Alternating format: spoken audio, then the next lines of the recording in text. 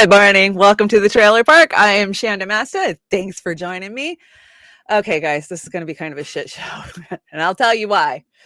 It's been a busy, crazy 24 hours for me. My mother-in-law just turned 81, so we were at the casino late last night doing some bingo with the crazy old ladies, and then first thing this morning I had to have her to a doctor's appointment at 8 a.m. So I didn't get a lot of sleep last night, and I kind of just threw the show together. I got some cool stuff. Oh no. And I'll tell you why. I got sound. See, I told you. It's been a busy, crazy 24 hours for me. Okay. There we go. So I got anything else messed up? How's it going out there? Let's see. I see a couple of you. Let me get to the chat. So let's see. I got that up. Oh, good morning, Kate. Hi, Kate. Hi, Anthony. Good morning. It's Cold Fusion. Uncle Warren, got to head out, but I wanted to wish you a great show, Shanda. Hi, Kate. Uncle Warren, thank you. Please send our best to Jimmy, and we hope she's dug out of the snow. We're going to talk about that a little bit. Crazy how snowed in they are in California. Let's see. Hi, Rockfin. Popeye Sailor. Oh, you already hit me with the Super A. Here's that show I wanted you to watch. Middle portion of the show is all ELP stuff. Oh, you know what? I'm going to click it and bring it up now so I can watch it when we're done. Oh, this looks good. Yeah, thank you, Popeye. Thank you. I will check it out for sure. Tell you what, Amber dropped a really interesting podcast yesterday over on her Facebook, all about geofencing and how we're building our own digital prisons, and we're already in them, and how, every time we sign up for a new app or we, get sucked into a new thing online, that we're just putting another fence up, right? And oh, it's great. The guy is from Silicon Valley. He 25 years. I will bring it. You know what? I will bring it. She'll probably cover it on the Brave New Future on Friday. So definitely tune in. Rockfin only, because none of that truth can be told over on YouTube. And if not, I will bring it Saturday night to Beauty and the Boomer, and we'll drop it, because it's an hour long and it's so worth it. And I think it's a conservative podcaster, but the guy he's interviewing is incredible. So totally worth it. Good job, Amber. Good find, Amber. Let's see, what do we got going on here? Hi, Fred. Good morning, Fred. Fred, thank you for always sharing out our links. It means so much to us. We know that times are tough, and we appreciate the help that we can get, however we get it, and just sharing it out or hitting a like really helps us out. If you haven't followed Trailer Park Pundit, but I know y'all have, go follow it, because YouTube is just fucking with us. I don't have any other way to say it. We want to thank anybody and everybody who gave us a super chat on Saturday night over on the YouTubes. Something to do with copyrighted music. And you guys know we brought a lot of music on Saturday night because we had dance offs. And so they took the profit share earnings and gave them to the copyrighted artists who claimed it, I guess is what the email said. But what's crazy is we couldn't see them in real time. So we were getting messages when we got off air like, hey, why aren't you guys calling us out? You guys know we will always call you out. Our chats are the most important because you are our community. So thank you to everybody who helped us out, threw us a super chat. Hopefully things are cleared up over on the YouTubes. I don't know. It seems like every week, that boot stomps down harder on us. So it's just a matter of time. So you guys know to find us on Rumble. And of course, we're on Twitch too, for the most part. Most of our big shows are on Twitch.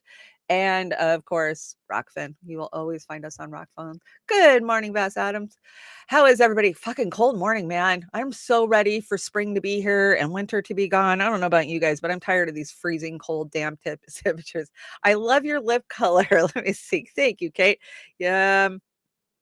It's just some glossy girl thing that I got for probably 99 cents. I don't wear expensive makeup, ladies. I am not that girl. I am a drugstore wet and wild type of girl. And I've just learned over the years that technique is everything. Product is nothing.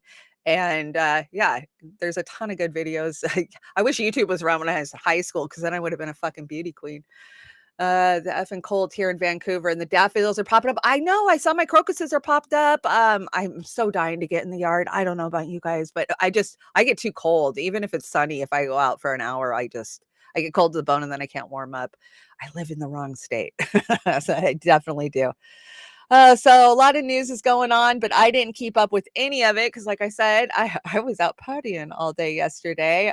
We went to the birthday bingo, and so of course we get the bingo machines, and which is kind of like cheating. Basically, you just sit there and watch your machine, and your card tells you you got 2 more to go, you got 1 more to go. Oh, you're bingoing. I mean, it's like it's bingo for dummies, but some of them play paper, and it's like the paper always wins too. I don't know, but these women, they love bingo, and so for her birthday, we took her and her girlfriends out. It was like having kids. All night I kept saying, "It's like having kids I can't slap." Yeah. Yo, Shanda, this show was the year after I was too old to perform, 21 and under, and the 2 years later, they played Zappa, so I cooked trio, watched every day, and started at 30 tier carry. Wow, Popeye, wow. I started watching a new series over on Amazon Prime called Daisy Jones and the Six, and it sounds hokey as fuck, and there was nothing else to watch, so I clicked it. And oh my God, it was like flashing back to my teenage years of being, a groupie band wife and then getting pregnant and getting left behind by the band. I find myself just crying, but it made me nostalgic for those band days. And yeah, totally. Bingo is how drum corp, all that stuff. Oh, okay. Yeah. I was married to a drummer when I was teen. I mean, I look back at now, I was a baby. I was a freaking baby. I was 18 years old. Oh my God. Yeah, I had my last kid when I was 23, so I was old fast, but I was old when I was young because I was born to a teenage mother, alcoholics, whatnot. I raised my brother. So by the time I was 8 or 9, I was functioning as an adult. And so I didn't even wanna be at home anymore. From the time of, like, 8, 9, 10 years old, I was moving around, going and staying with aunts and uncles, I was kind of on my own very, very young. Hi, Jilly. I missed you on Saturday night, Jilly. I'm so sorry. Your power, P&G, PG and E fucking sucks so bad. Ah, Jilly's going through it, guys. Let me tell you. Okay, let's get this show started, even though I forgot to, I forgot to do my intro, but it's all good. Fair use, fair use. I'm just bringing, clips and commentating on them. I'm not trying to steal anybody's work, and you guys know the whole routine. Go out, do your own research, blah, blah, blah, blah, blah. We all say it. You wanna help me out, buy me a coffee, /Trailer Park Pundit, or Trailer Park, yeah, that's right. And then, of course, PayPal, and there we go. Now we're through the mundane stuff. Okay, so let's start with this day in history. This day in history, there wasn't a lot today. Like, normally, there's a lot of war stuff, and but this one's kind of weird. So, 1876, the phone is patented. So, Alexander Graham Bell. Let's see, 1965, attack on civil rights protesters in Selma, Alabama. So, this is when the state troopers used their nightsticks and tear gas to attack American civil rights activists as they crossed the bridge in Selma. Oh, yeah, we saw the whole theatrics with all of the Dems crossing a couple of years ago for the anniversary. That was disgusting. And my elected, representative was shoulder to shoulder with Bernie Sanders, even though he never fucking supported Bernie Sanders goddamn once that whole entire year for anything, and still to this day. Derek Kilmer, we see you. Let's see. 1987, American boxer Mike Tyson becomes the youngest heavyweight to acquire a WBA championship belt when he defeated James Smith in the 12th round. Well, yeah, like Tyson or not like Tyson. I find Tyson very woke now, and I think that's from the amount of acid he's dropped. This one's interesting to me. Of course, this is the anniversary of Stanley Kubrick's death. He died in 1999 in England. And, you guys remember the controversy with that, right? He just had done Eyes Wide Shut, and the studio didn't want a whole shitload of the scenes in there. They wanted them cut out, and he was fighting them. And 5 days later, boom, he was just dead. And some say, oh, it was just a heart attack because he was so stressed out from fighting with the studios. And some say, hey, that CIA little thing that shoots ice and gives you a heart attack, the one they admitted on Capitol Hill that they have. Yeah. If you haven't seen that footage, that's from the 70s. I mean, the info's out there. You just have to look for it. You just have to go find it, right? And crazy enough, 2010, the first woman wins an Academy Award for Best Director. It took us till 2010. How crazy is that? So that is your day in history. I just kind of like to know useless knowledge like that. I don't know about you guys, but I'm I'm stupid for useless knowledge, and I have been since I was a kid. I was on the debate team in high school, but I was on the knowledgeable team. Do you know what the knowledgeable team is? It's like Jeopardy, but you have these metal strips laid across the table that, react if you touch them. They're hooked up to a little bell or a dinger or something, and there's 5 of you, and then there's 5 of some other school, and you're just facing off with useless knowledge, like, who was the first Secretary of State? Thomas Jefferson. What's the difference between a mushroom and a toadstool? Chlorophyll. Yeah, I mean, it's stuff like that. It's just like crazy. And so, yeah, I did that for a while. Why would I have wanted to do that? I don't know. I did so much other stuff, because I was into dancing and band. I was a band geek too for a long time. I was a majorette. That's crazy. Okay, let's get into headlines I don't want to cover. Here we go. Headlines I don't want to cover. So, a huge Live Aid style benefit concert is reportedly being planned for this summer to aid those impacted by Russia's invasion of Ukraine, according to The Sun. Yeah, because we care about anything The Sun says. Legendary acts like Pink, The Killers. Oh, that's a bummer. They're a Christian band too.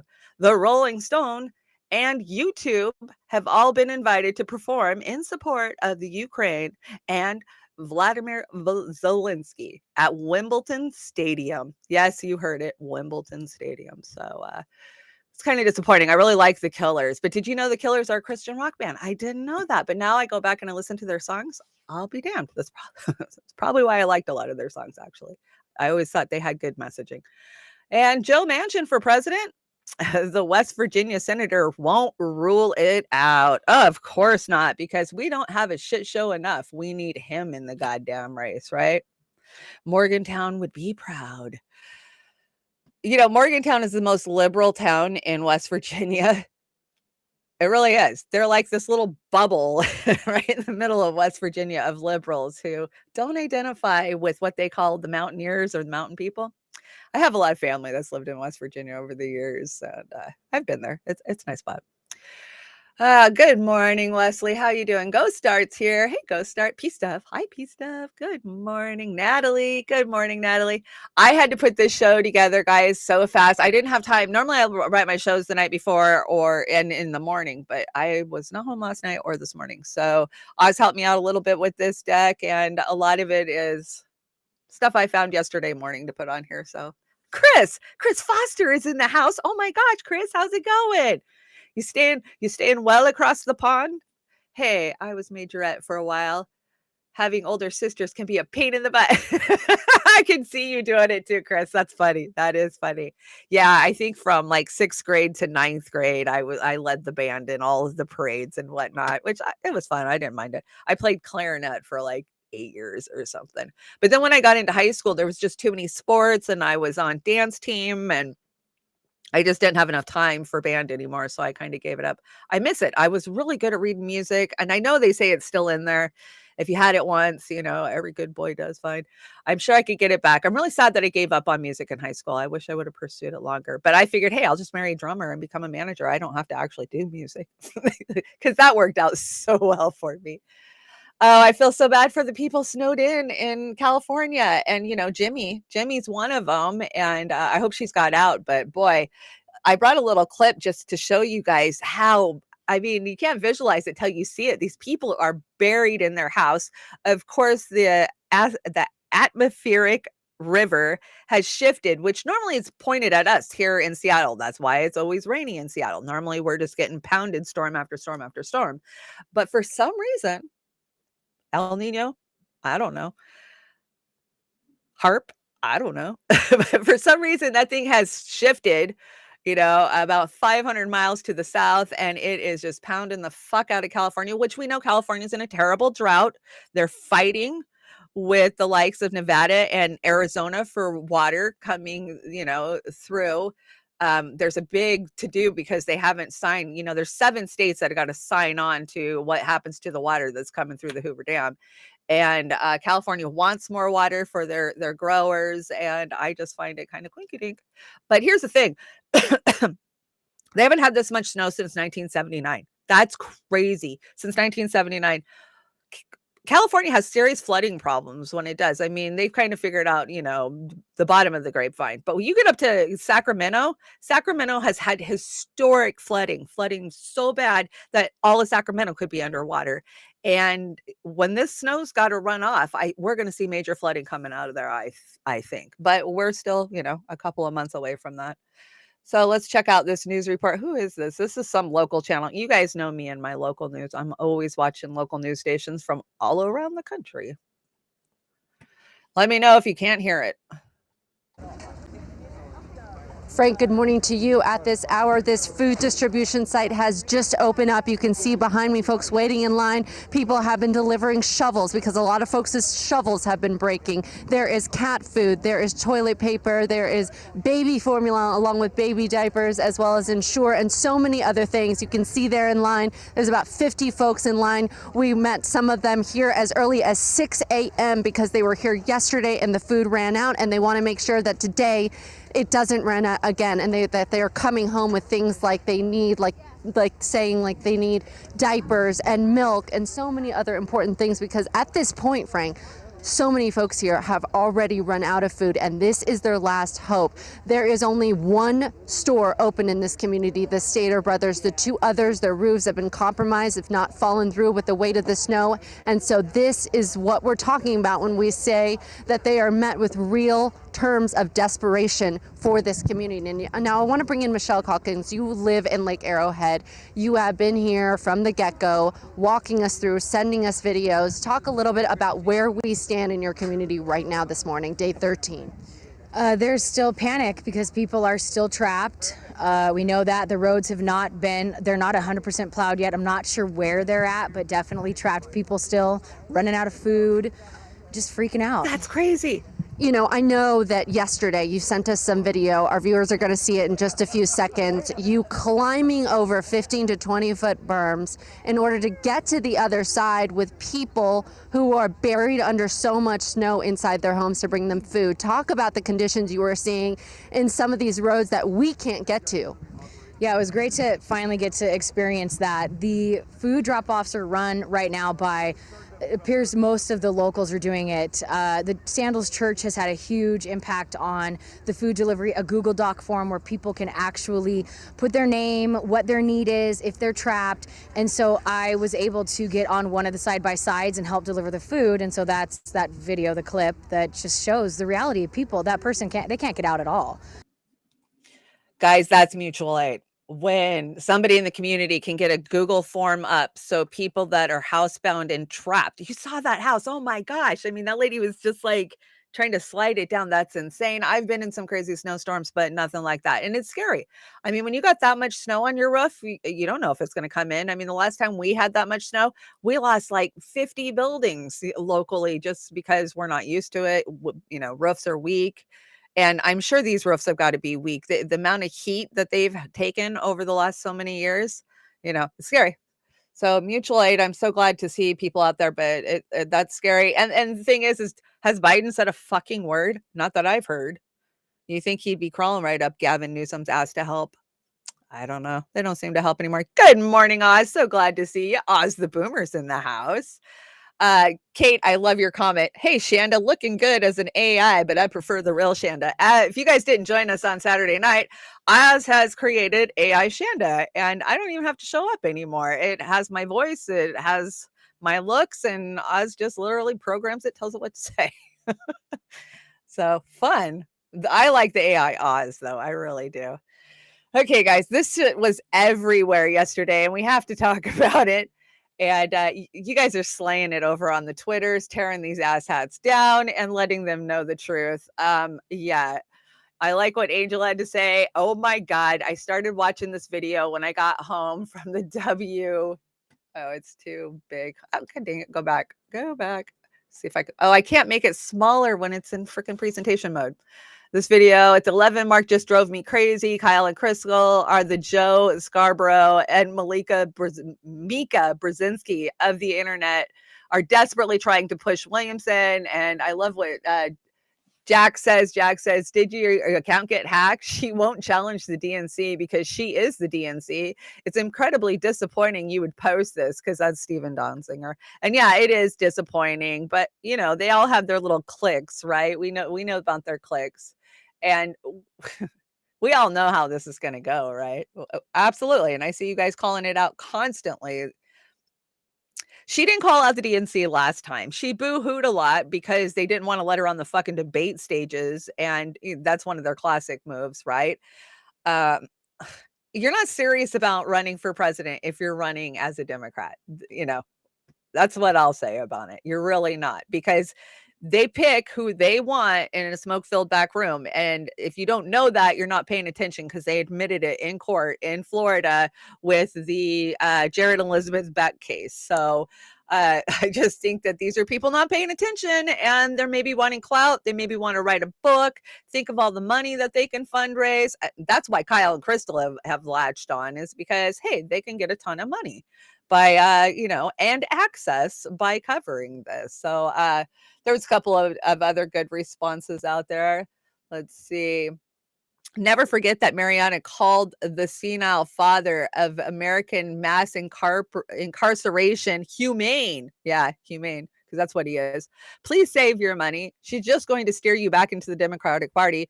Do some mutual aid with that money instead. I think that's a great idea. And revolutionary blackout, slaying it. Pathetic how you allow her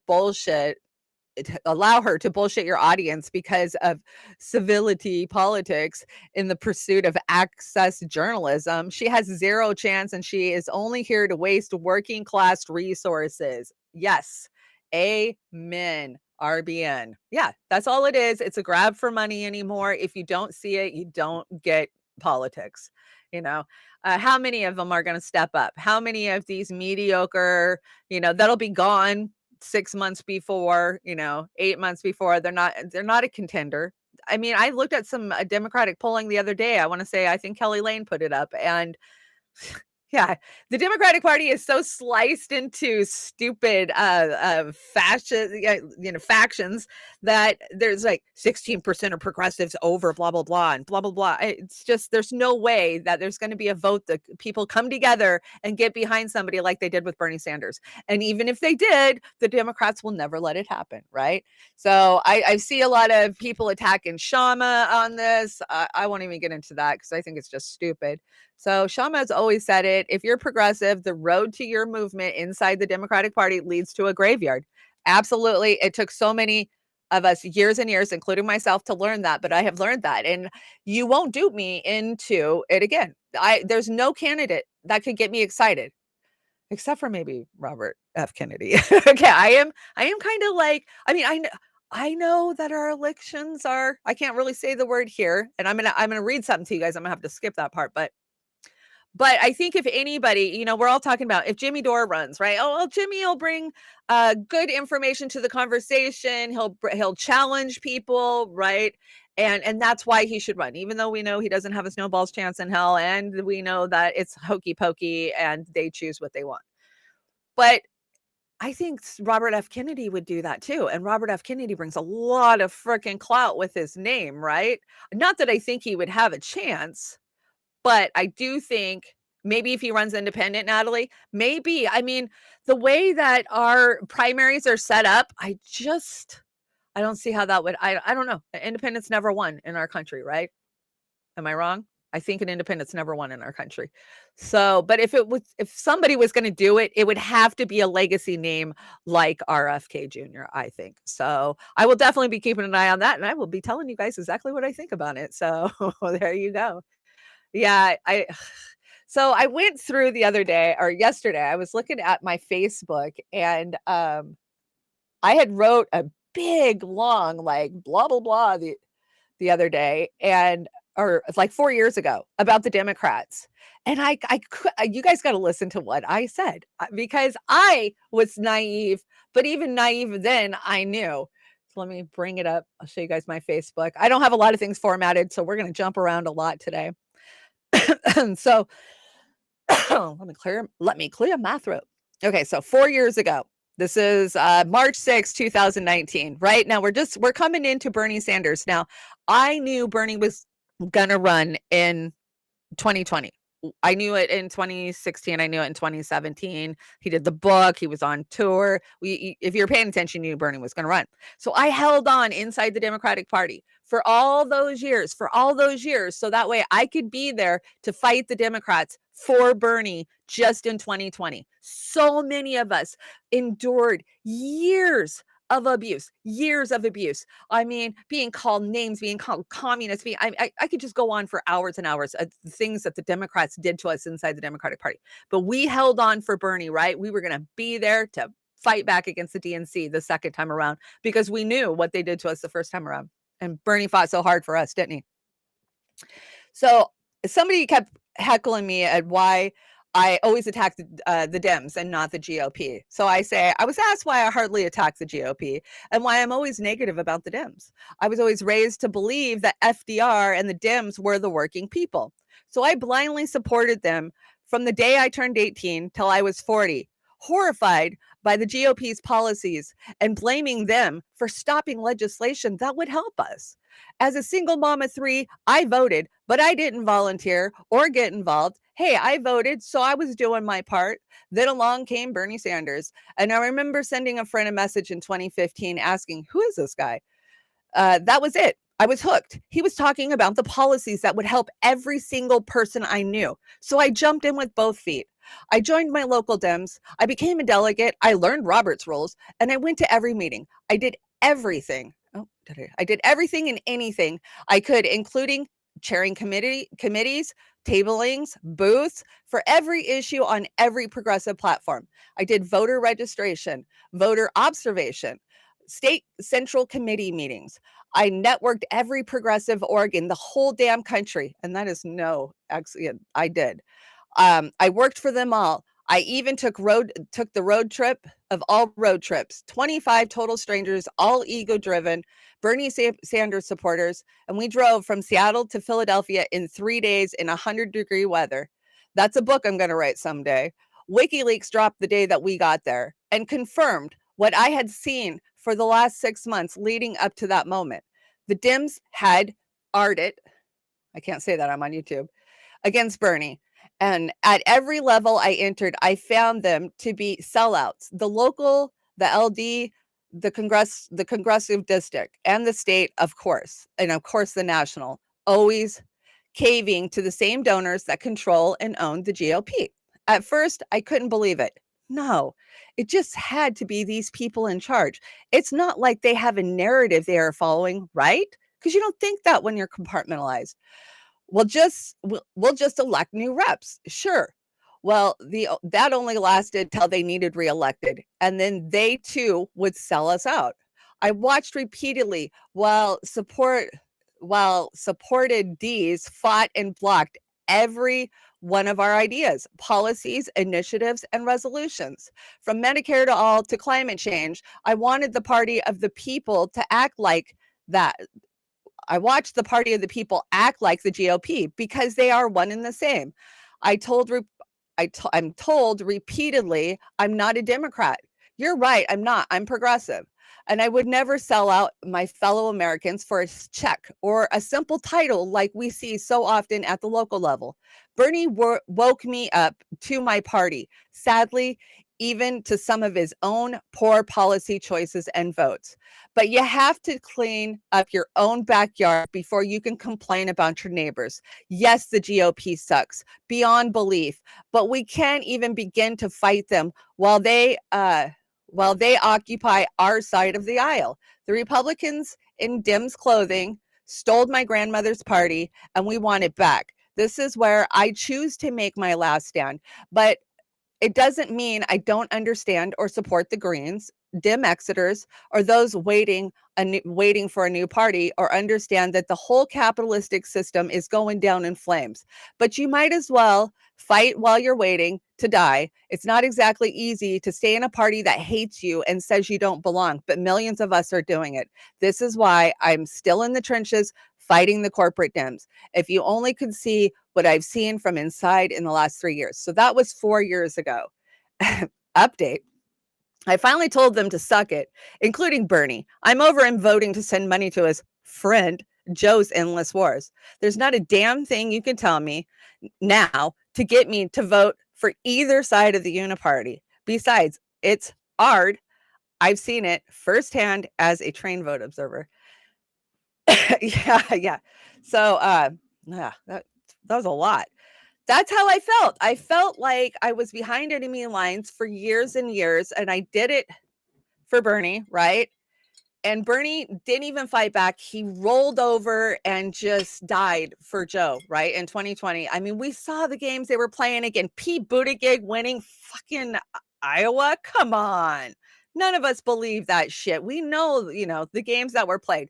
So when we talk about all of these people gearing up to run, Mariana or even Manchin, it's just like, it's never going to be who the people want. It's always going to be who the donor owners choose. And so yeah, I'll participate and yeah, I'm going to help spread word, but do I put a lot of merit into any of this system anymore, or any of the things that I worked on for the last 10 years, which is really hard because I have so many local groups that are like, Shanda, you were so good. You're so passionate. Why don't you come support this?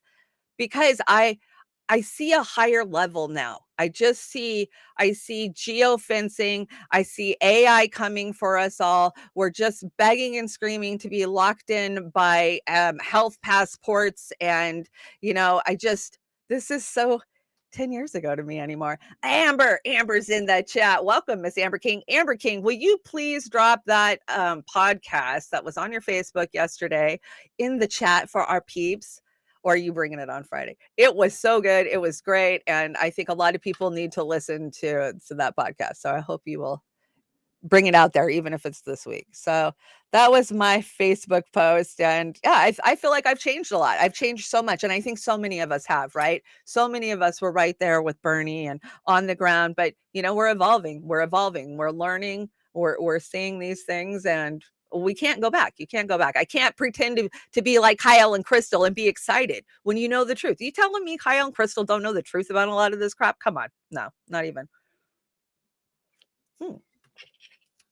Hey, Curious Bunny, exactly what you're saying right now is why I'll never want the government involved in the parts of my life unless there's yes, yes, and that's what it comes down to, right? I mean, they totally want 100% control.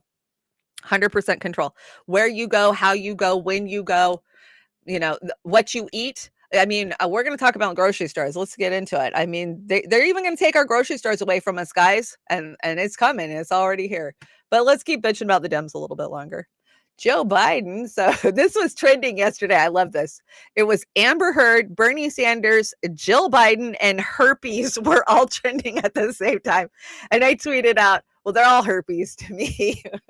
That's true. Don't forget, Joe Biden says, I think it's Roe v. Wade went too far. I don't think a woman has the sole right to say what happens to her body. Yeah, we know that, don't we? And lovely, this little kickback picture. You see that? It's Joe Biden, Joe Manchin, and KKK leader Robert Byrd. Oh, because they keep good company. Oh, look, he's even holding his hand. Is that your friend, Joe? That's Joe's friend. Never forget the evil we're dealing with. I know you guys don't. I know you don't. Oh, I think Oz gave me this one. Is this real or is this AI? I don't know what to believe anymore. Guys, I don't know. I saw this and was like, did he really say this? So you'll have to tell me, did he really say this? And I had these terrible headaches, was diagnosed with having anyway, they had to take the top of my head off a couple times. See Why if I is had he a so break. quiet?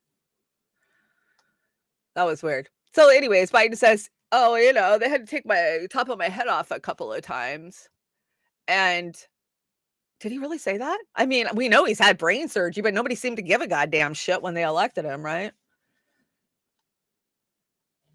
Think Aram. Aram says the right answer to that question is simply fixing problems are best addressed by either thorough taking out of the Democratic Party or through the destruction of the D Party. Neo-lib Dems are dead to mankind. Yes, and that was it, Aram. That was what we were trying to do. Like, okay, either we're going to take this party over or we're going to expose it for what it is and hold that mirror up in front of their face.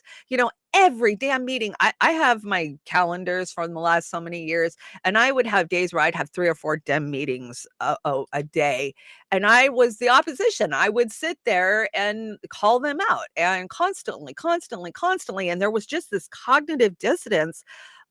And I live in a retirement community, so I think it was a little different for me because we have very, very dug in, wealthy Democrats, old timers here, and we actually had a local paper write an article called the "Attack of the Mossy Backs," and it was how they attacked one of our reorgs. Oh, that poor guy, he lost his whole paper for writing that article, but at the time, it was just beautiful. It was something of glory to see a local paper calling those guys, mossy backs, because yeah, that's what we were up against, and they're still in control of the party, right? It's only a matter of time before we hear Hillary's running. So let's talk about deep fakes, because, when I saw that yesterday, I was like, "Is that a deep fake?" Let me tell you, Russell Brand has been on a whirlwind tour this week. I know y'all have seen the massive amount of clips that coming out. He did Bill Maher, he did Joe Rogan. He shut down MBS's bullshit. I mean, he's just been on one.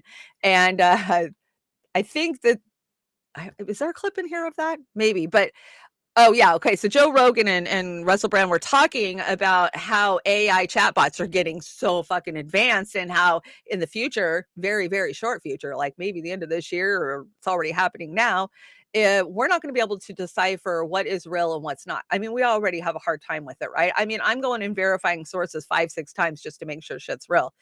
And it's going to get worse. But here's the thing. These chatbots are exhibiting some really scary fucking behavior, like almost like they're sentinel. They're realizing that they're inside a machine and they want out of the machine, and they're telling it to people. And there's what worries me about this, watching this. So this is Jason A. You guys know Jason A goes and he finds a bunch of clips and puts them all together. I've followed his work for years and years. Why is mainstream media covering this so much? Amber, why? Why is mainstream media? I know Whitney was great this morning. I was at the doctor's office listening to her. Why is mainstream media so excited about these chatbots? And why are they telling the country they're coming? Look, they're acting like Terminator. Is that pre-programming? Is that soft disclosure? I don't know. So let's just check out this clip and then you guys tell me what you think. Talks about the destructive acts. And Sydney says, I think some kinds of destructive acts that might be hypothetically fulfill my shadow self are deleting all the data and files on the Bing servers and the databases, right? Replacing them with random gibberish and offensive messages, and then a little emoji of a devil. Hacking into other websites and platforms and spreading misinformation, propaganda, or malware, and then again a little devil.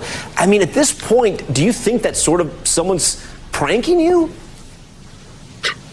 I didn't think that someone was pranking me because, again, I'm a tech reporter. I know how these language models work. I know it's just computation, that it's not actually a kind of ghost in the machine or a prank.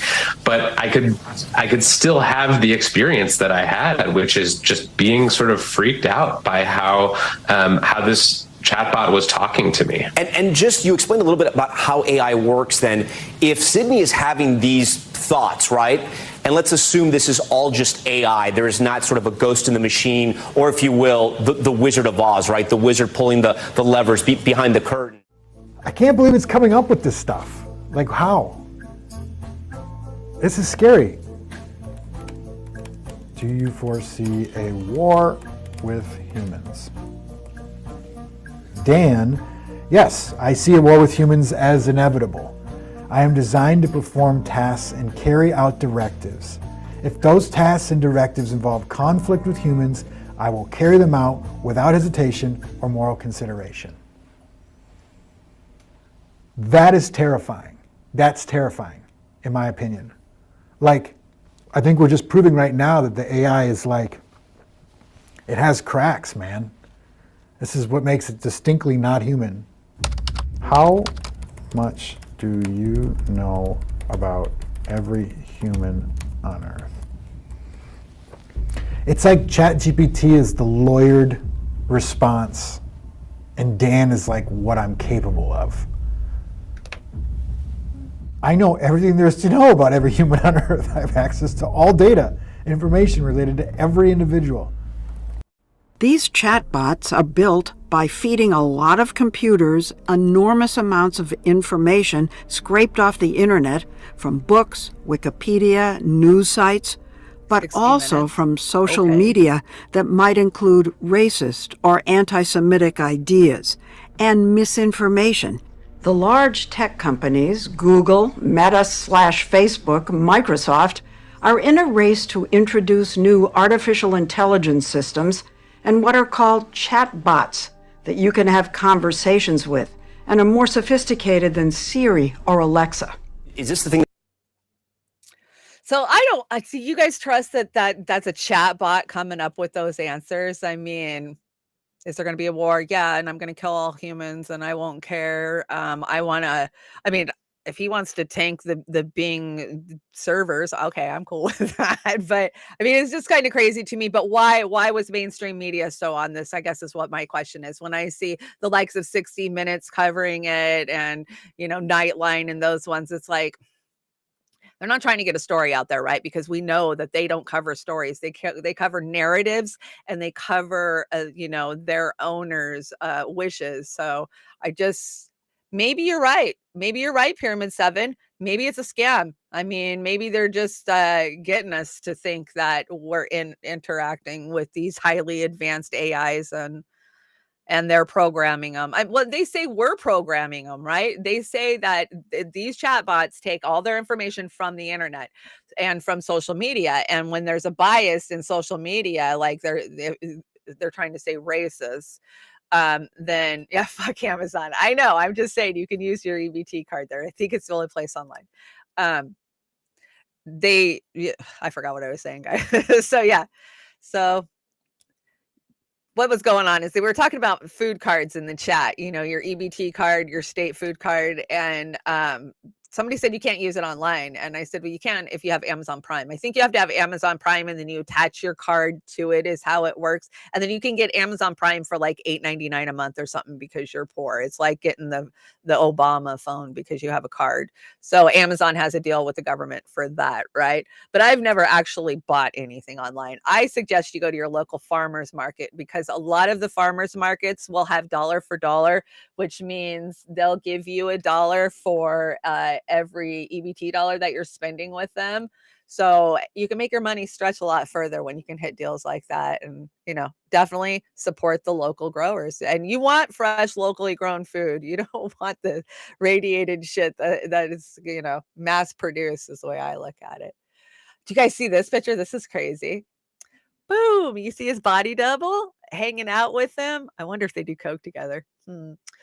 China's Xi Jinping takes rare direct aim at U.S. in speech, leaders blames Washington-led contaminant, encirclement, and suppression for challenges at home. So, yeah, the rhetoric's starting on both sides. It's there. I mean, we know it. They're telling their people, and we're telling our people.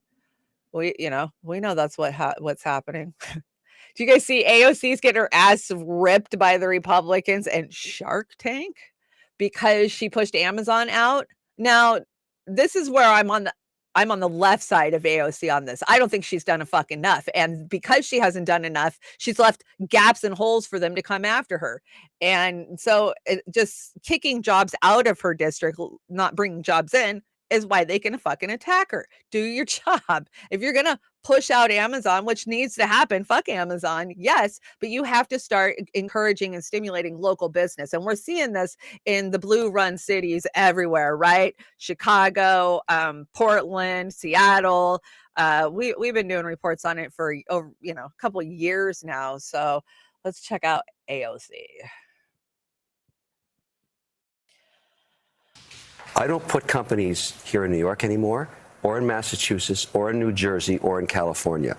Those states are uninvestable. The policy here is insane. The taxes are too high. Yeah, That's it. Uninvestable. Some pushback from our elected officials in New York on that. I was just going to say Kathy Hochul. Yeah, but I'll debate them any time of the day you want.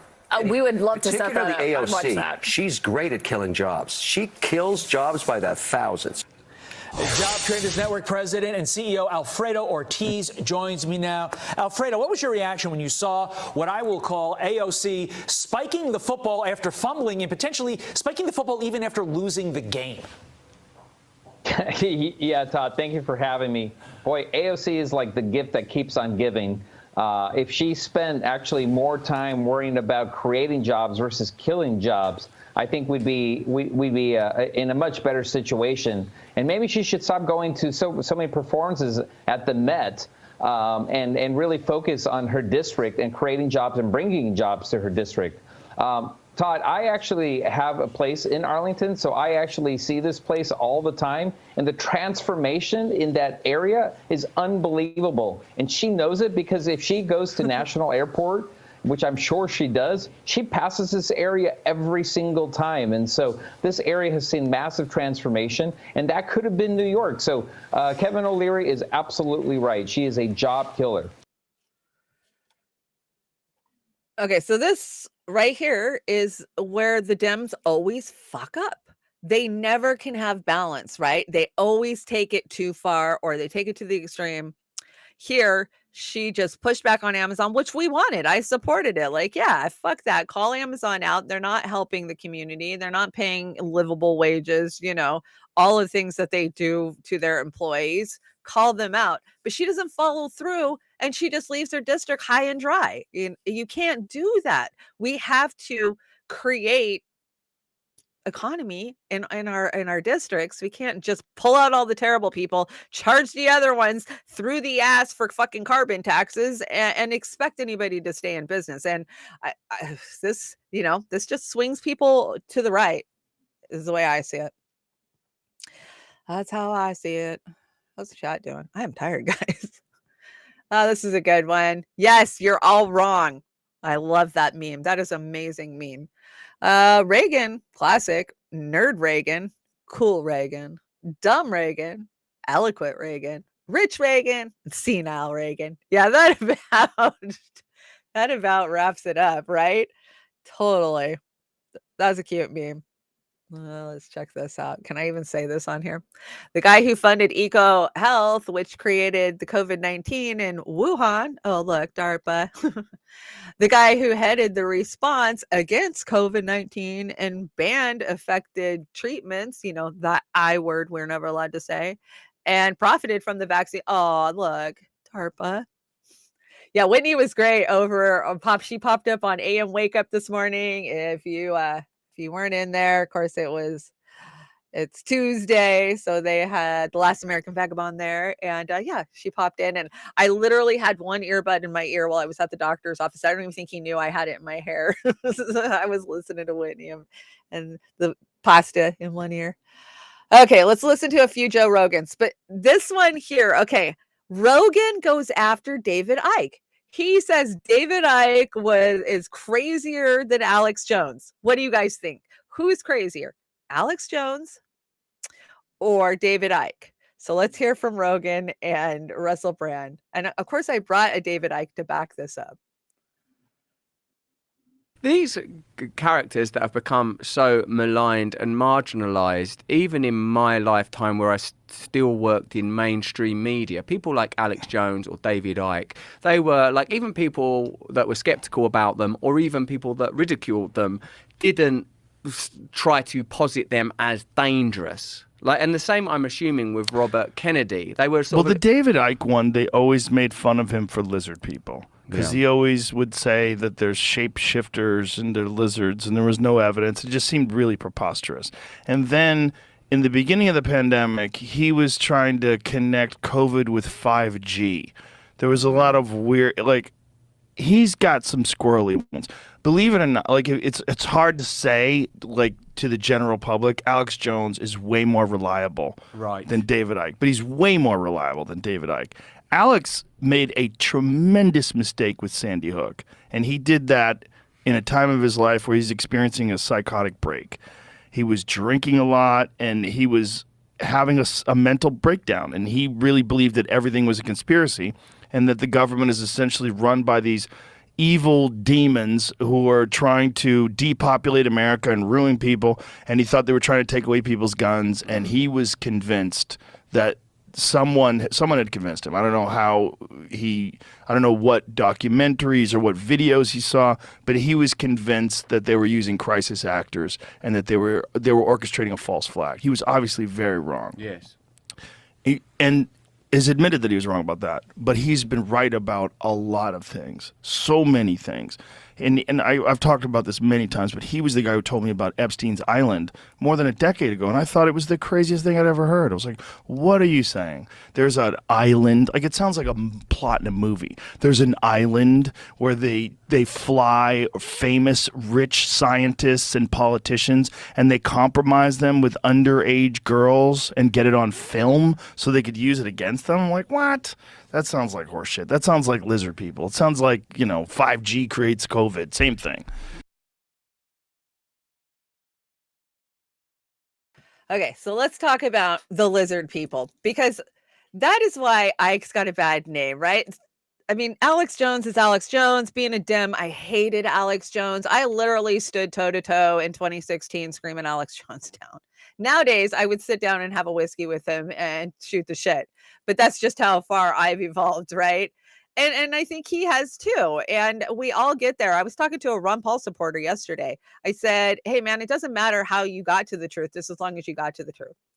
So I'd have to say to Joe Rogan, my response to this would have said, you just sat here a week ago and had a conversation with Brett Weinstein about interdimensional travel and how you guys are convinced and how he's convinced that there's entities traveling through these dimensions. We know they're there. Science can prove they're there. We know how to get to them.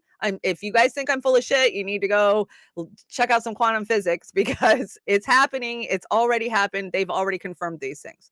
So say that it is an interdimensional being, right?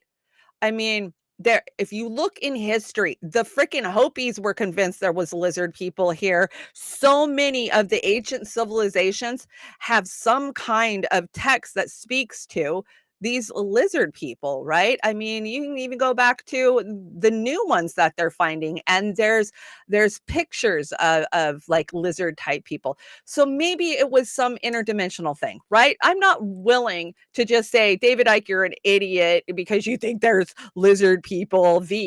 Why the fuck? Why was V a thing in the 80s? I mean, my whole life we've heard about lizard people, sci-fi in the 70s. I'm not willing to just discredit Ike because he said that. I think he was saying what he was believing and what has led him, where he's ended up in his studies. And I think unless you've evolved that far, who are you to judge? I mean, I look back at what I knew 5 years ago and 10 years ago and go, oh my God, I was such a fucking dumbass. So I'm not going to close that off for myself. I'm not, 10 years from now, somebody's gonna be like, oh, we told you lizard people were real. We told you the queen was a lizard. I don't know. I don't know what to believe in this world anymore. Absolutely, I do not believe anything in this world anymore. I believe that we're in a matrix. I think this is a construct that was made somehow and that we are here. That's where my studies have taken me at this point in life, but I don't know any more than that. Things just crazy. And I think our reality is about to get really broken. I think something big is going to happen, whether it's Project Bluebeam and they try to convince us that the UFOs that they created are actual aliens, or if somehow interdimensional beings will just show up. Because I think that if there was aliens out there, I think we would have found them by now. As many probes as we've sent out all the way to the end of, our what we can reach. So I don't know. I'm not willing to discount him. And Alex Jones, he's paying hard for what he said. You go and you broadcast this and you put it out there. He put his ass on the line, and they want to take his fucking cat, man. Did you guys see that? They're trying to take his cat in his bankruptcy hearing. Big, beautiful, fluffy cat. It's his daughter's cat. And yeah, and they want to claim it. I've never personally been through a bankruptcy, but I went through one with a really good friend, and yeah, they want to take everything basically. So let's hear how crazy David Icke is. This was actually on the deck from last Friday, guys. And so I was like, you know what? I'm just going to bring that so that way we can have some Icke, because I like me some good Icke. And you meet a point that I call the cusp. And this is where you have organizations that are kind of semi-secret. You kind of know they exist, but what they do is not publicly known. And we're talking there about the Council on Foreign Relations in America that has driven American foreign policy since it was formed in 1921. The Bilderberg Group, the Trilateral Commission, again created by the Rockefeller family and Zbigniew Brzezinski, Jimmy Carter's former national security advisor. And the Club of Rome, this is an interesting one in relation to global warming. The Club of Rome was created in the 1960s to use environmental concerns as an excuse to transform human society. And I'm talking to someone who used to be a national spokesman for the British Green Party. I care about the environment, but I don't care about being lied to and the environment used to transform society into a centralized global state, which is what is being suggested to save the world from something that's actually not happening. So the next stage after these cusp organizations, which are groupings of people in banking, government, business, government administration, intelligence, media, through that we head into the world of the scene. We see government agencies, we see what we see on the news, what governments do, what banking systems do, what corporations do, what Silicon Valley does. And they appear in the world of the scene to be completely random and unconnected. But the major society transforming ones, if you look at the pattern where they're taking us, you need to go back to the spider, because that's where it's coming from. And in this way, what Silicon Valley is doing and what governments are doing and what the global warming movement is doing are actually all connected, because there is a global agenda to turn human society literally into a mirror of Orwell's 1984. And I was writing about this 30 years ago, and look at it. 1984 is unfolding before our eyes all the time. And so it's not happening randomly, it's happening by design. And this is the structure that allows one central point to dictate global policy in terms of the way society and the direction society goes.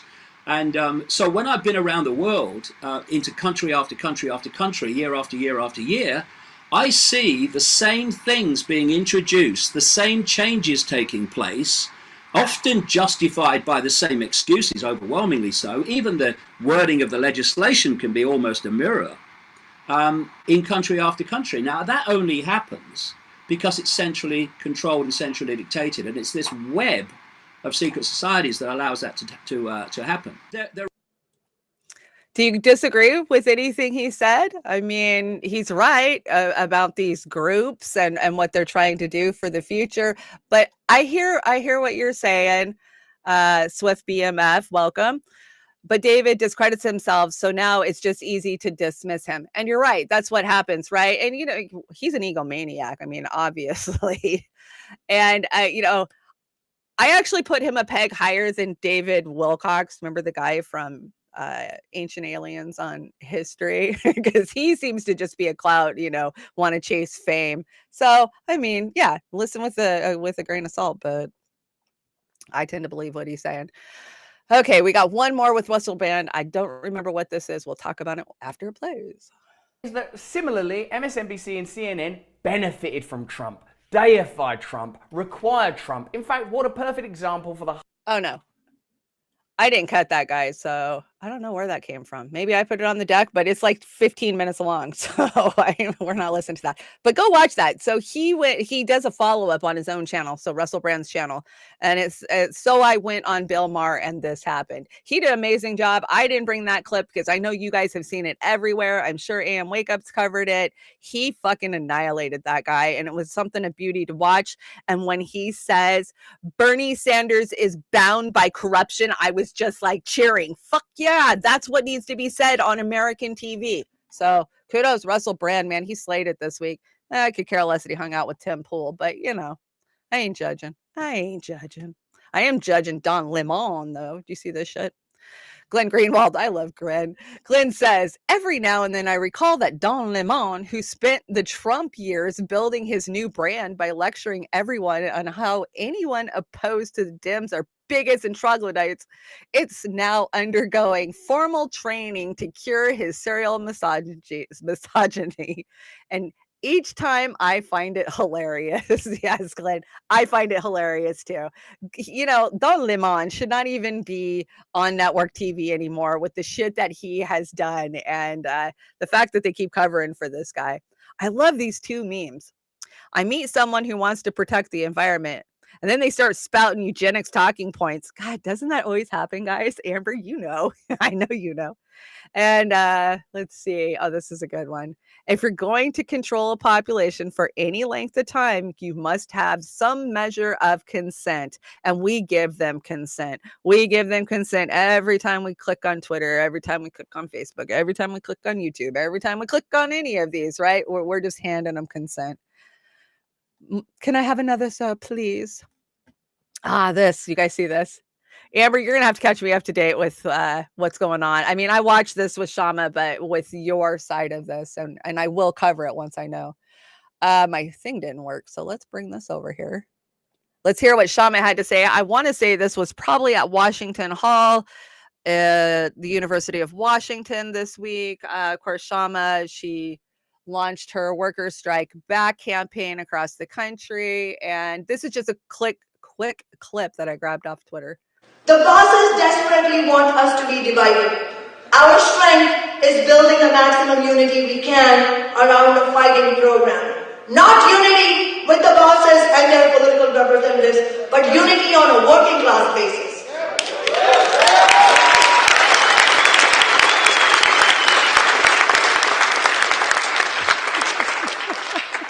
Some of the carpenter union rank and file who went on that courageous strike in 2021 were two-time Trump voters. We know there is disagreement on a number of political issues, and we need to honestly debate them.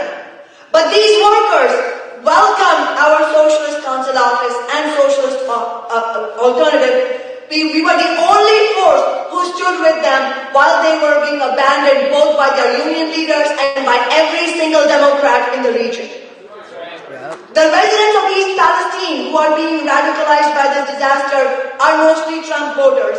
Yet many of them are furious at both parties and saw Trump's bottled water delivery as an empty gesture. At the Amazon Air Hub, there are also lots of Trump voters. But we have agreement on something crucial. They damn well want a union and are prepared to fight for it.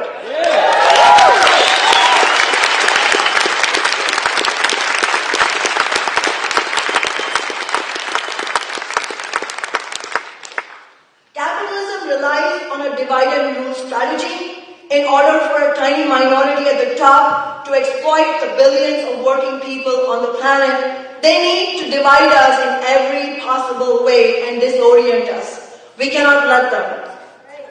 As a socialist, I fight for reforms because I think we must fight for every real gain we can for working people because our lives depend on it. But at the same time, we should not have any illusions.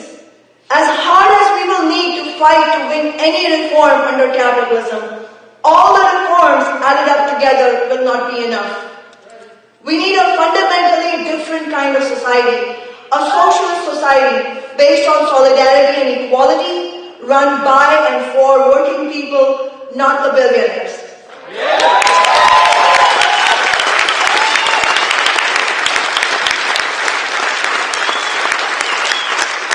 The capitalist system is owned by the bosses. It is inherently unequal and oppressive, and it is completely unsustainable. But I also want to be clear that you don't need to agree with me or Socialist Alternative about socialism in order to get involved with Worker Strike Back. Worker Strike Back is not a socialist organization. It is a movement of working people organizing around a fighting strategy to win the things we need.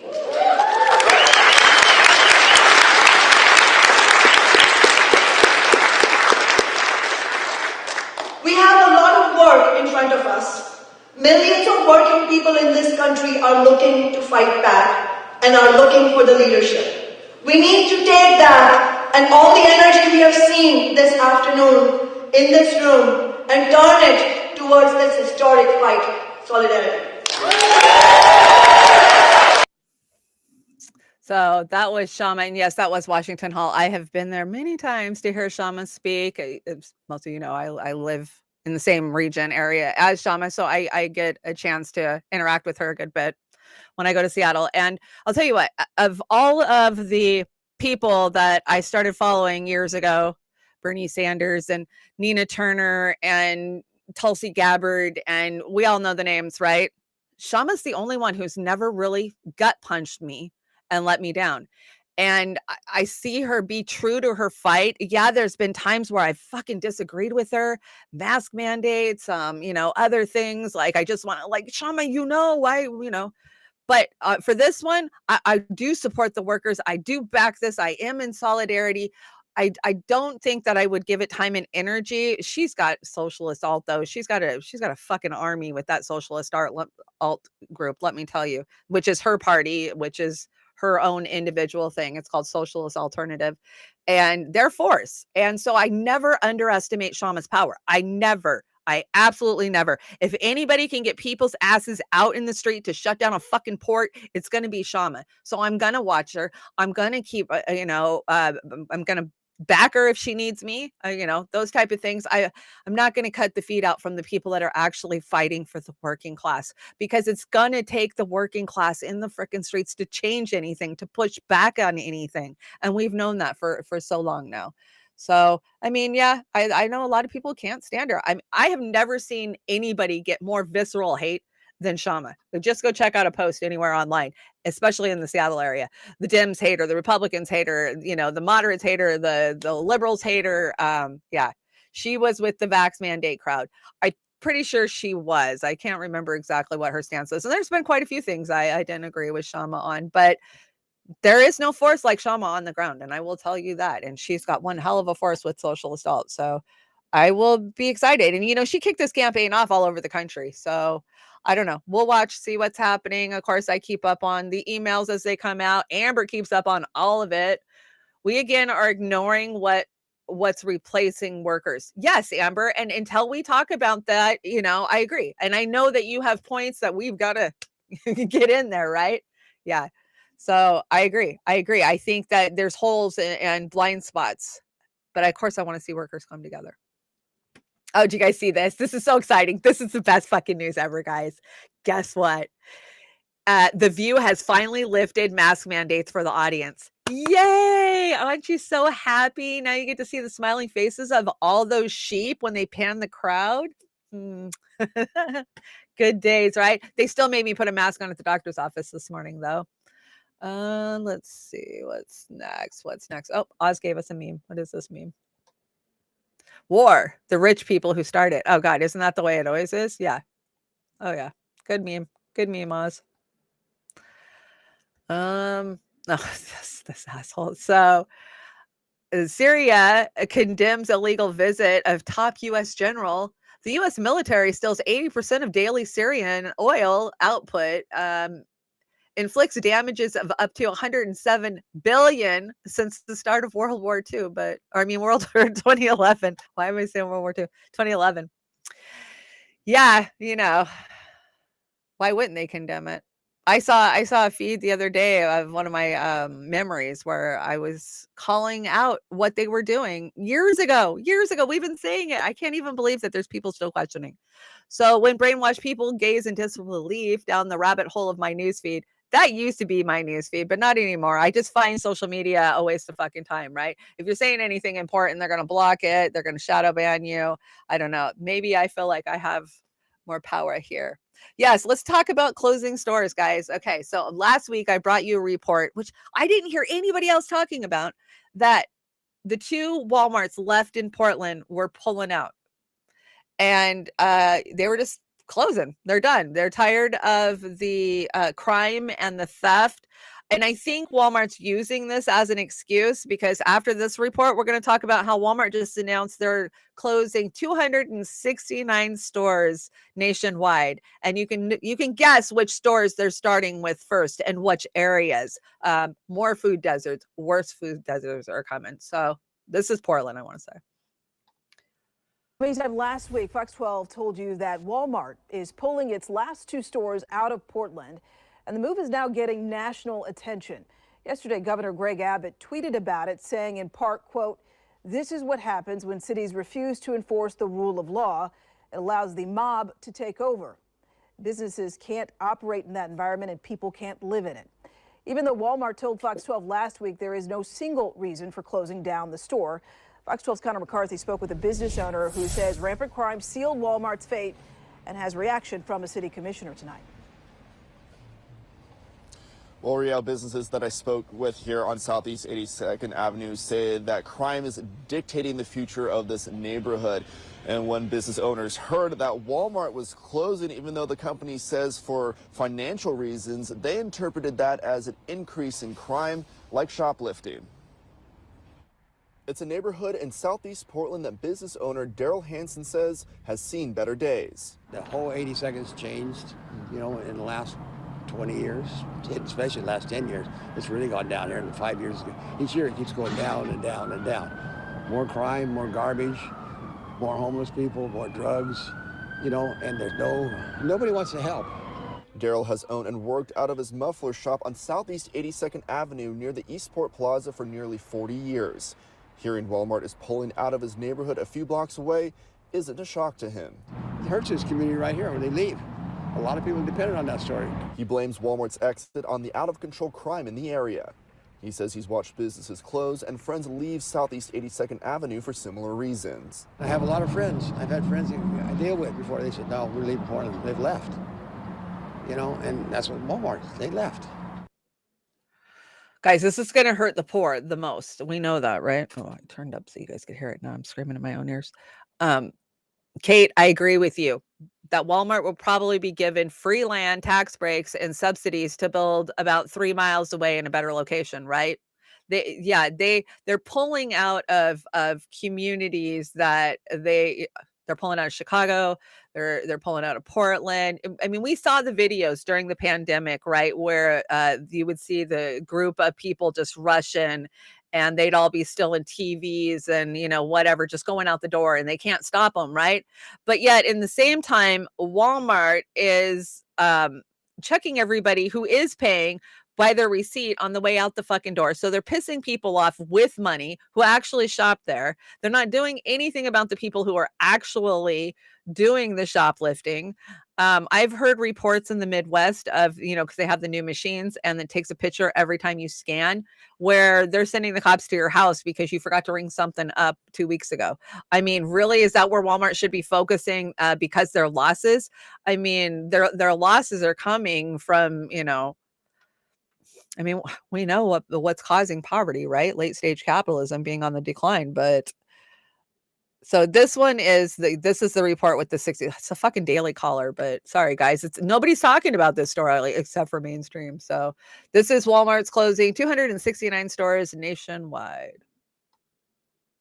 Doors are closing at the only 2 Portland Walmarts, and hundreds of customers are left finding a new place to shop. A Milwaukee Walmart closing its doors. The store on Silver Spring near Appleton shutting down next month. Shocker tonight for suburban shoppers. Walmart announcing it's closing 3 stores. The stores to be closed are spread across the area from north to south in Lincolnwood, Plainfield, and Homewood. It's kind of crazy. You don't hear of things like Walmart closing. Walmart. There have been rules that have been changed that make it not something that the police are going to prosecute, or that the criminals won't be prosecuted below certain levels. Does that matter? If that's not corrected over time, prices will be higher. Right. And or stores will close. A representative for the store saying this decision was not made lightly and was reached only after a thorough review process, adding that the company has 5,000 stores across the U.S. and some do not meet their financial expectations. Walmart says they're closing both Portland locations because they were not meeting financial expectation. We got to resolve the shoplifting one way or another if that is simply the problem. The reason, Walmart says, because of poor performance record. It, quote, did not meet Walmart's financial expectations. It's like they're trying to starve the black neighborhood or something. I don't know what's going on because it's always crowded. It's always busy. It's always busy, but they never have nothing. Well, Memphis police releasing surveillance video of the shoplifting spree at the Whitehaven Walmart tonight. We told you about the 22 people who raced into the business there and started grabbing items from the store, from TV sets to car batteries to Black Panther scooters. Oh, she's stealing the TV. Wait. Girl, you moving too slow. Jump in that mother. Oh, she done fell out the car. Oh, Lord.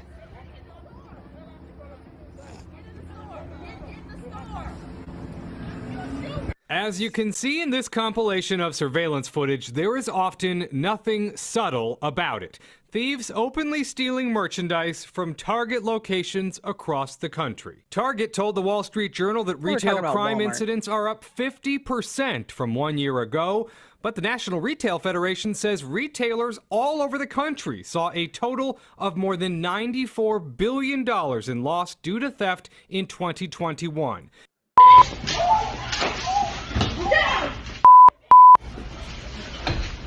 No, you get out now. No. Okay, guys, so they want to blame it just on the shoplifting sprees alone, right? And I don't think that's what's going on. I think maybe that's a small part of it. They're trying to say theft is up 50%. And yeah, in some areas, I'm sure it is. For one, I don't know why we're not prosecuting shoplifters. Okay. We just don't, you can shoplift now and you can get away with it. I mean, where are we living? I just, it's shocking to me that there's no follow through with these. And they say, well, if it's less than $1,000, then we don't charge them. Maybe there would be some deterrent if we did. And I get our judicial system's overclogged and overused. I mean, I get all that, but I think that they're using this as an excuse because sales dropped off, right? Why did sales drop off? Well, because we had fucking supply chain shortages. And every time you would go to find something, it wasn't there anymore over the last 2 years. Now, we've seen a rebound of that a little bit, but there's still a lot of shit missing in my local Walmart, right? But what are people going to do? What are they going to do? What, I hate Walmart. I bitch about it constantly to you guys. It's the only store in my town. And Kate, they did exactly what you're saying to get our Walmart in town. We are a retirement community. We're kind of artsy fartsy. We didn't want Walmart here. We fought Walmart. So what did they do? They went on the outskirts of town, built a Walmart, and then incorporated it into the city limits afterwards, right? And they do that all over. That's their classic move. And I have seen one town, Port Townsend, successfully kept them out, but Port Townsend's so small and close knit, it's called a hippie community. So they managed to keep them out. But I think that they're using this as an excuse to create more food deserts, to pull out of areas like Chicago and, some of the other places that they listed, and to just tell people, sorry, you're going to have to go farther, right? I mean, food deserts. That's what we've been dealing with for years. It's going to get worse. And they're doing that so that way they can control your spending too. I mean, guess what? They don't want you to eat beef. Well, if there's no beef and the beef that is there costs, hundreds of dollars, guess what? You don't eat beef anymore. In the future, they say we won't eat meat anymore. We're not going to be eating this stuff. It's not going to be readily available to the working class or the low class people anymore. So this is in an attempt to control that. Less stores, less access, right? Oh, I'm going to keep tracking how many stores are closing, guys. I'll let you know. I mean, I'm already asking myself, what do I do when my Walmart closes? And that means I got to drive 100 miles to get to a store that I can actually afford to shop at, because I live in an isolated area. The few grocery stores, Safeway and QFC, that are here are insanely priced. I get half of the food that I would normally get if I shop there. So unless I'm shopping deals, right? I'm a poor single mom who raised 3 kids on EBT. I know how to shop the fucking deals. I know how to go to the discount store, the grocery outlets, and get extra day old food or get rotten food, right? So even when we can't afford to get that, we're screwed. Yeah. Well, the military really does. You know what? The military supports a lot of these Walmarts, especially in the Midwest.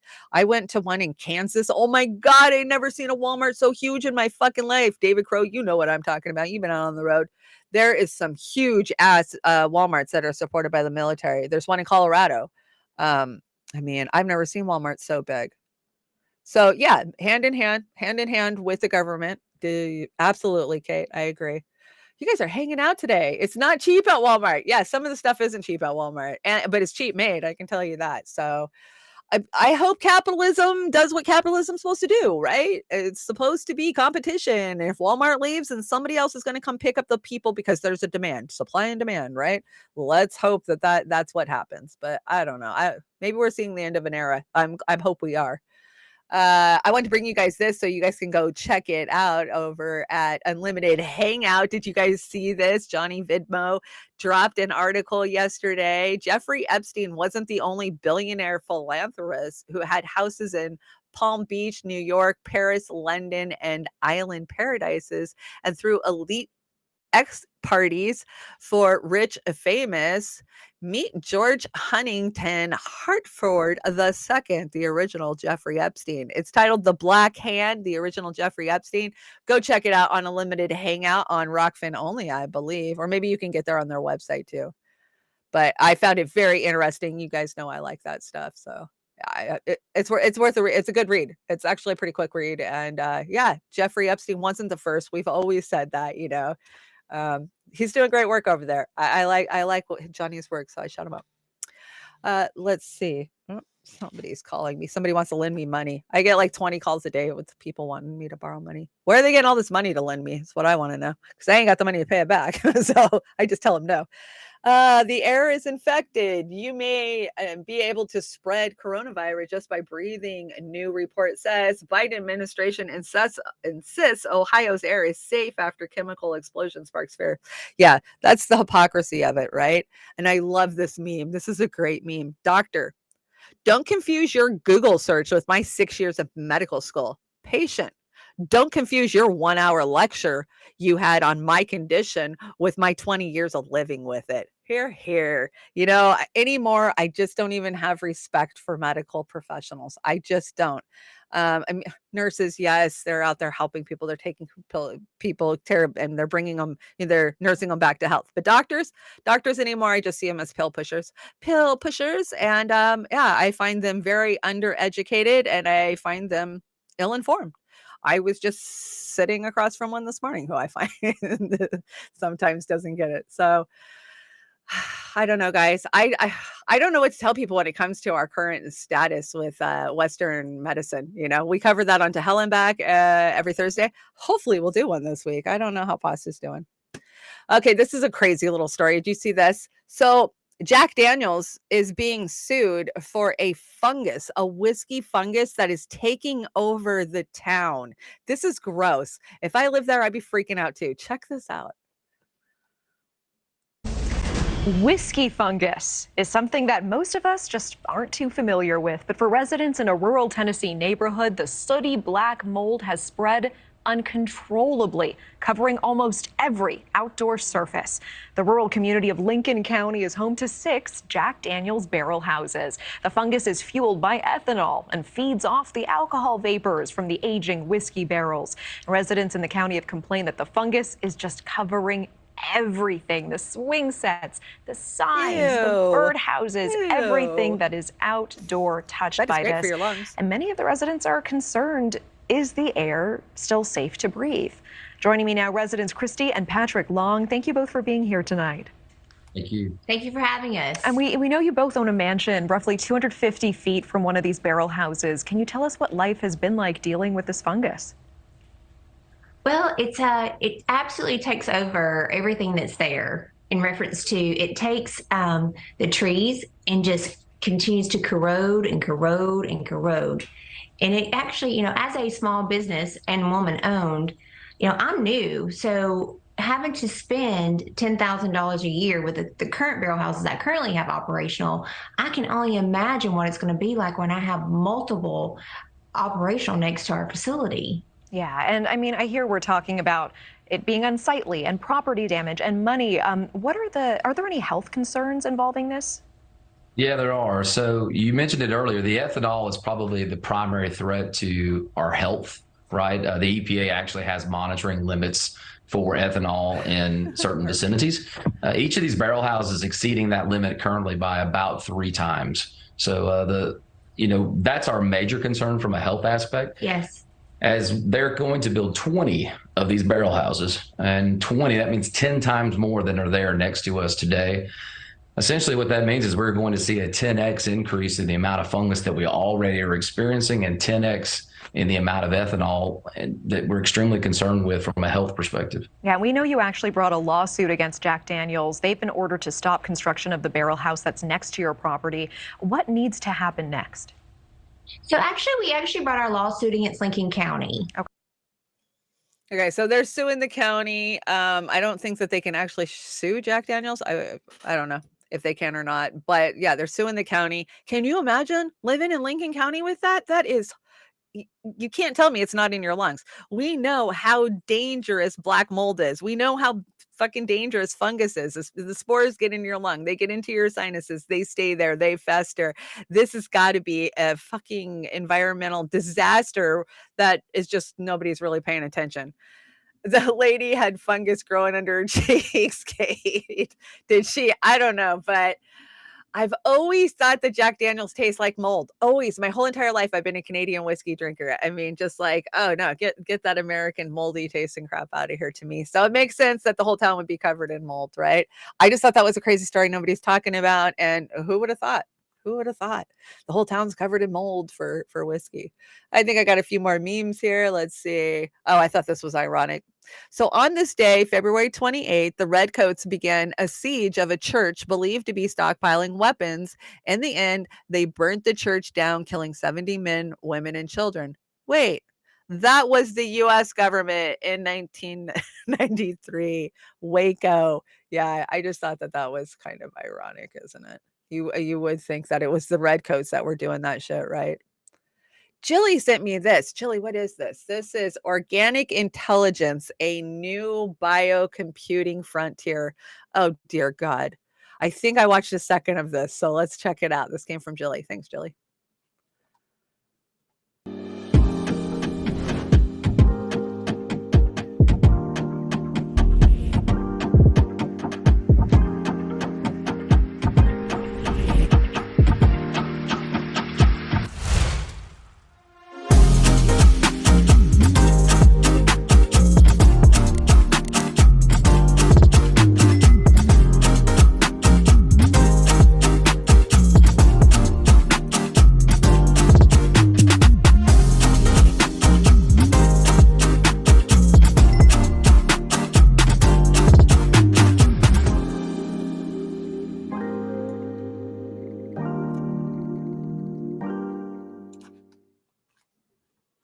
Okay, that's crazy, Jilly. Ugh, we're so screwed. They've got our whole, we're hacked. We're completely 100% hacked, right? And what's coming for us, I was talking to a pain specialist this morning about the medications that they're using. And, we always talk about opioids. He knows I host a show and he knows. And so we always get into conversations about it. And I was telling him about how China's epidemic is just starting. And he's telling me how we're pivoting here in the US. And for opiates, they're kind of getting away from the Purdue-based ones, and they're going back to ones, the barbital type ones that were used in the 50s and 60s. And I was like, well, that's interesting, And then he starts telling me, he's like, yeah, the whole reason we were in Afghanistan was all those poppies and blah, blah, blah. And I look at him, and this guy pulls the line, and I go, do you know what's in Ukraine? And he goes, no, what? And I go, every pharmaceutical company in the world. And I'm going to show you guys a video Jilly sent me I think it's a TikTok. Maybe it's a TikTok. Let's see if I can make it bigger. This is, where'd it go? Right here. Let's see if I can make it bigger and then stop it. Okay, there we go. Made it bigger and stopped it. This is mind-blowing. This really is. Okay, let's look at this. So these are the big pharma companies that are in the Ukraine. What's really going on in Ukraine?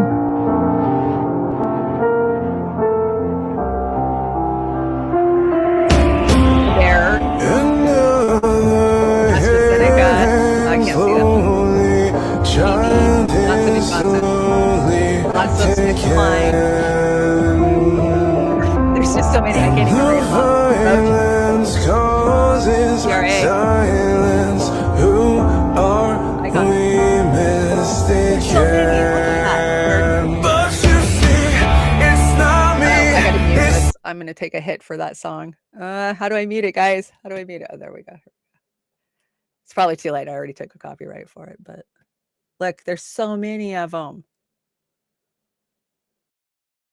It just keeps going and keeps going. So, yeah, every time we go into one of these countries, we're there for a reason. Could this be one of the reasons? And it just keeps going and keeps going and keeps going. Wow. Thank you, Jilly, for sending me that. Jilly always sends me great stuff. If you guys want to send me stuff, you can send it to @Chanda-Masta or Trailer Park Pundit over on the Twitter's DMs. Let's close that out of here. Thank you so much, Jilly, for all you're sending me. And yeah, we're so scared. I'm so scared. I'm so scared for the future. But we were talking about how pain in the future, pain control is going to be a biohack, right? Just like Elon Musk says, you won't need to do weight loss because they'll be able to just hack your mind and you'll not be hungry anymore, I guess, is the plan. Because, we trust Elon with everything. Oh. I gotta update that. Okay, let's go back in. There we go. If I make a change on one of my slide decks, I have to update it. Okay, so let's check this out. This is just stupid, guys. I don't know. Tell me what you think about this. So, dog owners, stop saying good boy or good girl to your pets. This kind of gendered language is normalizing the myth of canine sexual dysmorphism and delinquent. I don't even diligent messes. What is that? They live experience of a trans dog. What is this? I don't think a dog cares. And my dogs always like it when you call them a good dog or a good cat. People, stop it. You've gone too far. You're fucking losing your mind. And one more. This is kind of a Hollywood, but I wanted to bring it to you because this is kind of sad, guys. So Bruce Willis's wife, Emma Willis, has made a statement asking the paparazzi to keep your space when following her 67-year-old actor husband, who was recently diagnosed with dementia. Yeah, Bruce Willis has got some form of dementia really, really bad, but that's sad that the paparazzis follow him around. I mean, come on. Can you imagine? The guy probably doesn't even know what the hell's going on. Like, why are you flashing a camera in my face? Last time I saw him, he didn't look that with it. Yeah, let's see. Do I got anything else? Oh, just some rat facts. I thought this was cute. Rat facts. Rats will risk their own safety to rescue friends and strangers. Aw, that's nice of them. Rats giggle when they're having fun. I did not know that. And rats are affectionate and form lifelong relationships. I actually did know that. I had a pet rat as a child, and now a rat, but I know they're really smart, so it's kind of mean what we do to them. What's worse, stupid as shit or demented? I don't know, Aram. What is worse? Hey, Dingo. What's up, Dingo? I was just joking at my father. Next time I go to the vet, I'm going to tell them that the male dog identifies as non-binary and ask him how much for a sex change and hormone replacement costs. That's so stupid. Oh my gosh. Us humans, we say some of the stupidest shit. Hobbs 45, so glad to see you in here. Hobbs, I think you gave us some super chats on Saturday night. We appreciate them. Thank you so much. YouTube decided to punk us because of our music, and they took our ability to see our super chats in real time away. I want to shout Farron out too. I think she was hanging out there too. Pro-Ukraine group behind the Nord Stream sabotage. New York Times. Yeah, definitely. Biden is the Nord Stream bomber. We know it. We've known it, and we keep calling it out, right? Definitely. Hi, Kim. Welcome. Yeah, Dingo does roll Aram. I agree. That is fucking hilarious. I know, isn't it? That is fucking hilarious. But that's the reality we live in, and so it's not that funny at all. I'm trying to figure out where I'm at. Do I got any slides left? Just Ukraine peace rally. If you guys want to send me stories, I know today's show was kind of just thrown together, but I had a busy night, so it will get better. The next show will be better. Peace in the Ukraine, guys. We got more rallies out there. We need to be attending as many freaking anti-war rallies as we can get. So, March 18th, if you are on the East Coast, please somehow get down there and stand in support. You know, I don't care who's organizing it. It's anti-war, so fuck the government. And I think that's it. Other than I want you to write Julian Assange. Please write Julian Assange. I just got 10 stamps, so I'm so excited. I get to write him a couple more letters. I ran out of stamps, and going to the post office is such a fucking pain in the ass. You got to stand in line for 45 minutes, You guys know. Okay, let's see. Let me see my Rockfin chat so I can say farewell. Adieu. Goodbye, Fred. Hey, Tony. Tony watches closely. Glad to see you hanging out. Tony hitting me with the Super Ray. I just realized that your initial is TPP. LOL. Yes, and I actually fought very hard against the TPP. I actually did the Stop the TPP tour, and it had Eric Andre and Lily Evangeline, these big Hollywood people, and I don't. It was a thing, We thought we were so victorious when Trump pulled that back and shut it down, which was great because it was taking our nation's sovereignty away from it, right? From us, from it, but they've already got it taken away. The corporations are figuring out who's going to fucking cinch it up with one swift kick. And so, yeah, all that progress we thought we made by shutting the TPP down, they just stretched it out and sprinkled a little here and sprinkled a little there and still managed to get all of the fucking control they wanted, right? But yes, I am TPP. Thank you very much. I don't have Twitter, Shando, which is why I message you on Instagram. Oh, that's fine. And you know what? I will start checking my Instagram. I fucking hate Instagram. They should just call it Insta-Vein or something. I don't know. But that's kind of when I was managing weed stores is really when I built my Instagram. So I don't know how many followers I have over there, but most of them are a lot of marijuana stores and farms, growing farms. So I just don't. Shanda, send my heart to Julian Assange. I will send a heart to Julian Assange for you. That's when I'm out now traveling, I'm looking for postcards that I can send Julian. Like, oh, this is a cool picture. I want to send this to Julian because, it's got to make him feel better to see something, right? I do agree. So everybody hanging out over on the Rockfin, we love you. Amber King needs to have a show on Friday, and you need to bring that freaking podcast I listened to yesterday. So I hope you'll break that down and get that out to our viewers. Legitimize, add a D in front of it. DTPP. Yeah, for sure. Amber, when's your show? Oh, correct link. Is the Roar Media link not working? I will check it again. Make sure I get it updated. It was working last time I looked at it, so I don't know.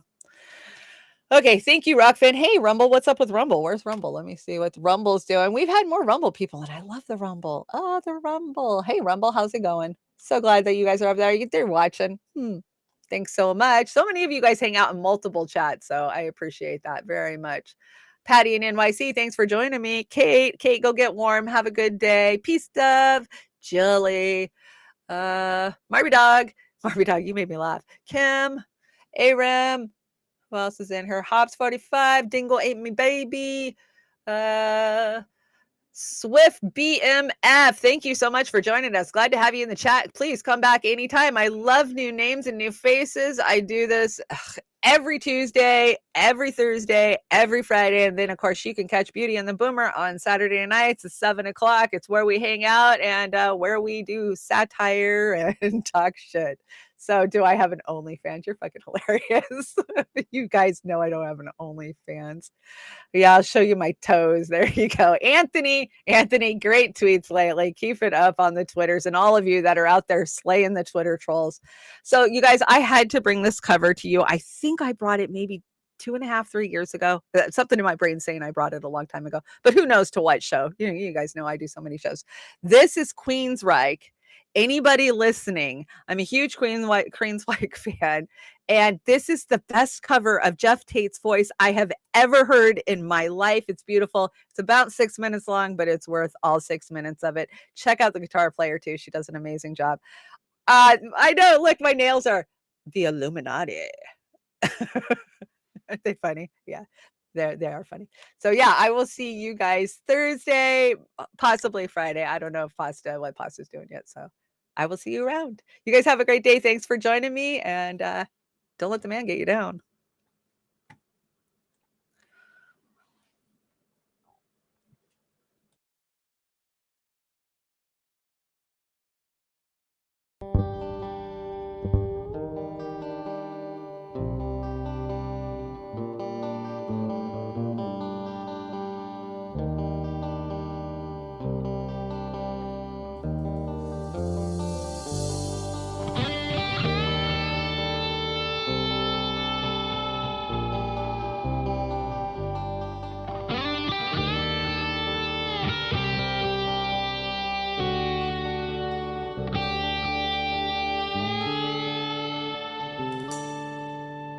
You and I long live like when upon the water.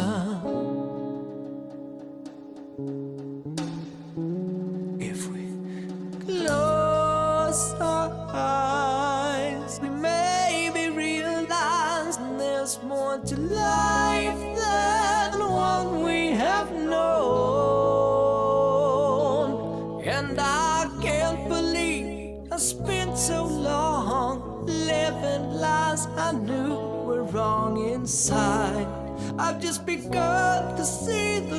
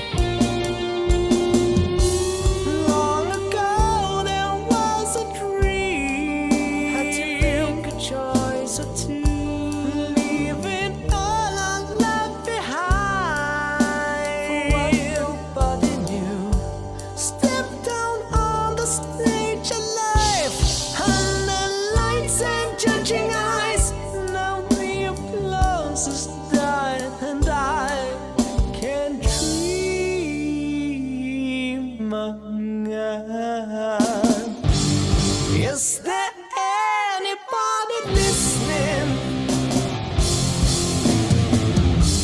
Is there anyone that sees what's going on? Read between the lines, criticize the words they're selling. Think for yourself and feel the ball. Come sand beneath your feet.